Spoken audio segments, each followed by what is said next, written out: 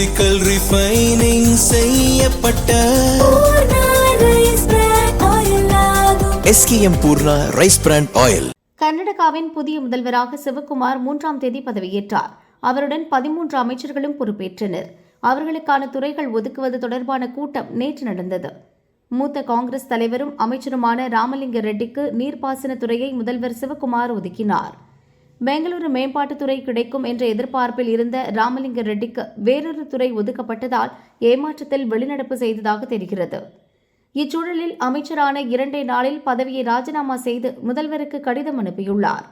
இதுபற்றி ராமலிங்க ரெட்டி கூறும்போது, எனக்கு பெங்களூரு மேம்பாட்டுத்துறை ஒதுக்குவதாக முதல்வர் ஆகும் முன்னரே சிவக்குமார் 2 முறை உறுதியளித்திருந்தார். நான் அவரிடம் எந்த துறையையும் கேட்கவில்லை. அவராகவே உறுதியளித்தார். ஆனால் நீர்ப்பாசனத்துறையை ஒதுக்கியதை ஏற்க முடியாது. நான் அவமானப்படுத்தப்பட்டுள்ளேன். தற்பொழுது எனக்கு விருப்பமான அமைச்சர் பதவி கொடுத்தாலும் அதை ஏற்கப் போவது இல்லை என்றார்.